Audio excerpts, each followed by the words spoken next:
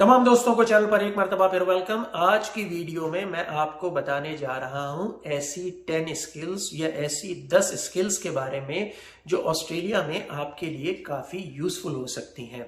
और अगर आप स्टूडेंट वीजा पर ऑस्ट्रेलिया आ रहे हैं और आपके पास ये स्किल्स हैं या आप इनमें से कुछ स्किल्स लर्न करके ऑस्ट्रेलिया आते हैं तो इन स्किल्स की वजह से ऑस्ट्रेलिया में आपको काफी ज्यादा फायदा हो सकता है और इन स्किल्स की वजह से आपकी अर्निंग ऑस्ट्रेलिया में काफी ज्यादा बढ़ सकती है। जैसा कि आपको पता है कि जुलाई 1 के बाद ऑस्ट्रेलिया में इंटरनेशनल स्टूडेंट्स पर वर्क रिस्ट्रिक्शन दोबारा से लगा दी गई है और अब इंटरनेशनल स्टूडेंट्स फोर्टनाइटली 48 आवर्स से ज्यादा ऑस्ट्रेलिया में काम नहीं कर सकते। इसलिए आपकी कोशिश होनी चाहिए कि आपके पास ऐसी स्किल्स हों कि आप फोर्टनाइटली 48 आवर काम कर कर भी आप अपनी जो अर्निंग है उनको मैक्सिमम कर सकें। मैं इन 10 स्किल्स के बारे में वन बाय वन डिटेल से बात करूंगा, लेकिन इससे पहले मेरी आपसे रिक्वेस्ट होगी कि आप चैनल को सब्सक्राइब कीजिए और वीडियो को लाइक कीजिए। मोबाइल रिपेयरिंग, अगर आपको मोबाइल रिपेयरिंग आती है तो आप ऑस्ट्रेलिया में अपनी अर्निंग काफ़ी ज़्यादा अच्छी कर सकते हैं।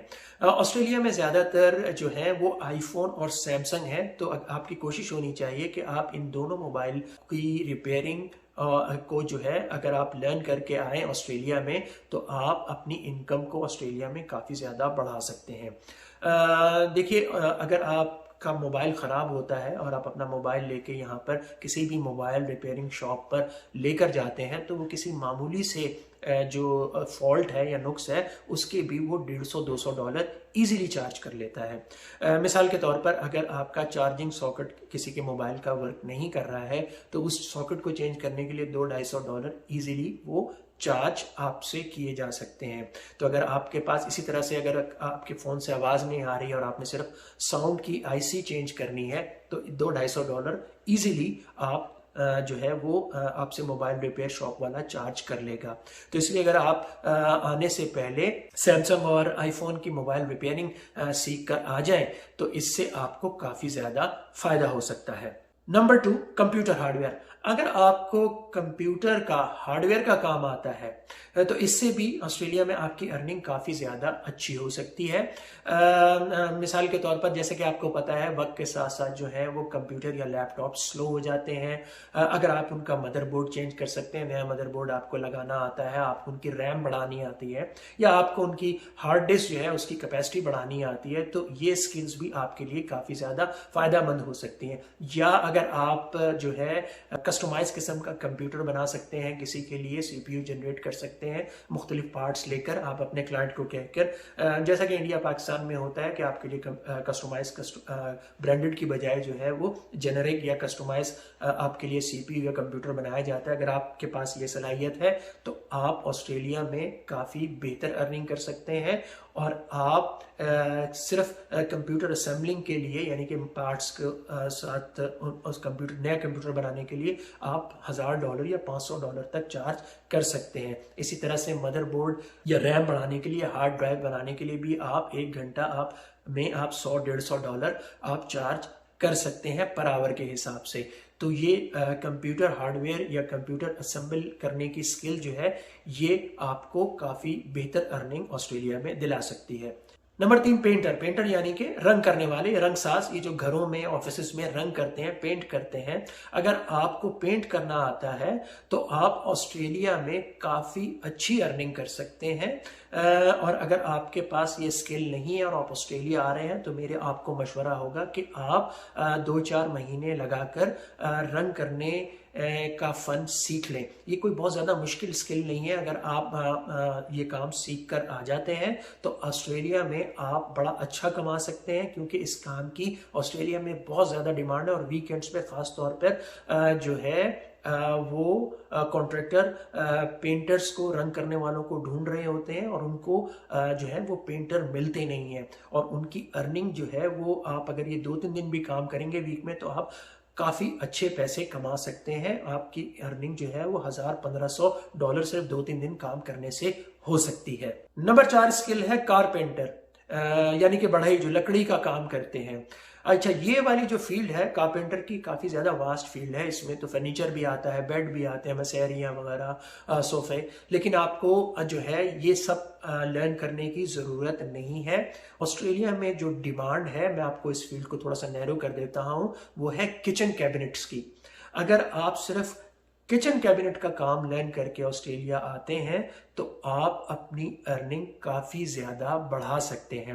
मैं आपको छोटी सी मिसाल दे देता हूं कि अगर आपको 2 कैबिनेट, अगर आप बने बनाए कैबिनेट किसी हार्डवेयर स्टोर से खरीदें और अगर आपको सिर्फ वो इंस्टॉल ही करने हो तो आपसे कारपेंटर जो है वो तकरीबन $150 चार्ज कर लेता है सिर्फ उन कैबिनेट को इंस्टॉल करने के लिए, यानी कि दीवार के ऊपर लगाने के लिए। तो अब आप इस बात से अंदाजा कर सकते हैं कि कारपेंटर जो है वो ऑस्ट्रेलिया में कितने अच्छे पैसे बना सकता है। Number 5, lawn moving. अच्छा, लॉन मूविंग जो नहीं समझते उनको बता देता हूं कि लॉन मूविंग यानी कि घास काटना।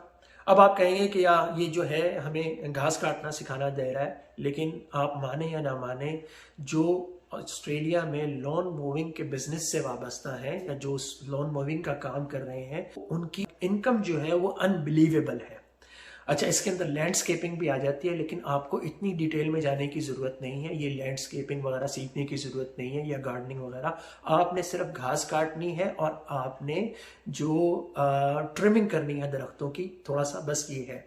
आप अगर ये काम सीख लेते हैं या आप इसकी नो हाउ हासिल कर लेते हैं, ये काम सीखना कोई बहुत ज़्यादा मुश्किल नहीं है। अगर आप ये काम सीख लेते हैं ऑस्ट्रेलिया आके, या आप पहले से सीख कर ऑस्ट्रेलिया ये काम आते हैं, तो आपकी अर्निंग बहुत ज़्यादा बेहतर हो सकती है। देखिए, छोटा सा पैच अगर 10, 15 या 20 मीटर का भी पैच है तो इसको काटने के लिए जो लॉन मूवर है वो $200, $150 आसानी से चार्ज कर लेता है 1-1.5 घंटा काम करके, 2 घंटा काम करके। आपने कुछ ज़्यादा काम नहीं करना है। अगर आप ऑस्ट्रेलिया आ रहे हैं, आपने एक मशीन खरीदनी है और ट्रिमर खरीदना है और आपने घास काटना जो है वो कोई बहुत बड़ा आर्ट नहीं है। अगर आप लॉन मूविंग जो है वो करना शुरू कर देते हैं तो वीकेंड्स के ऊपर भी, तो आपकी अर्निंग ठीक ठाक हो सकती है और बड़ा अच्छे पैसे बना सकते हैं। नंबर 6 पर मैंने रखा है शेफ को। शेफ यानी कि जो कुक होता है, यानी कि जो रेस्टोरेंट्स वगैरह में खाने वगैरह बनाते हैं। देखिए, आप अगर ऑस्ट्रेलिया आ रहे हैं, चाहे अगर आप इंडिया, पाकिस्तान, बांग्लादेश, श्रीलंका, जहां से भी आ रहे हैं, और आप अपने इलाके के, अपनी कंट्रीज के, अपनी पर्टिकुलर एरिया के आप अच्छा खाना बनाना सीख लें तो आपकी यहाँ पर बहुत अच्छी डिमांड हो सकती है, भले से अगर आप सर्टिफाइड शेफ नहीं है तब भी। और आप अपनी इस स्किल की वजह से काफ़ी अच्छी अर्निंग कर सकते हैं। जो शेफ़ हैं वो $40-50 पर आवर भी कमा लेते हैं, ख़ास तौर पर वीकेंड के ऊपर। तो यहाँ पर जो है वो इंडियन, पाकिस्तानी, श्रीलंकन रेस्टोरेंट बहुत ज़्यादा है। अगर आपको नान लगाना आते हैं, अगर आपको अपने फूड बनाना आते हैं, अगर आप ये काम सीख कर आ जाए तो आपको मैं गारंटी देता हूं कि आप जॉबलेस नहीं रहेंगे और आप बड़ा अच्छा अर्न कर सकते हैं 48 आवर काम करके भी। नंबर 7 पर मैंने रखा है हैंडीमैन।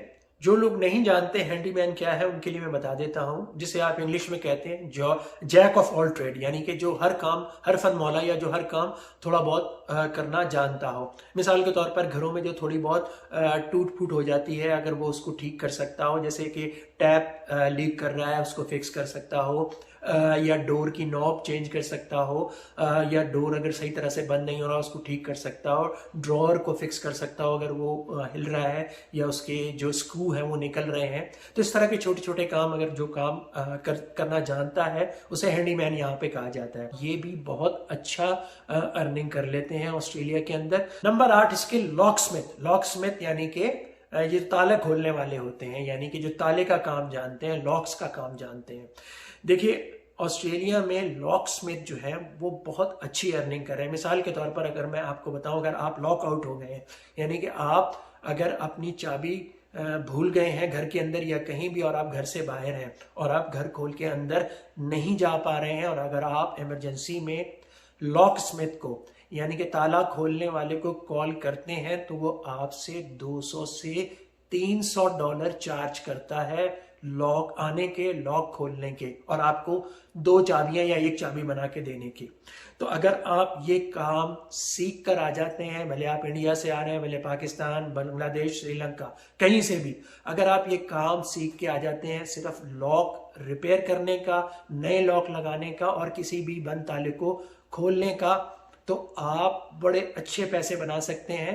नंबर 9 पे मैंने रखा है प्लम्बर को। अच्छा, ये थोड़ी सी स्किल जॉब है, इसलिए मैंने इसको नंबर 9 पे रखा है।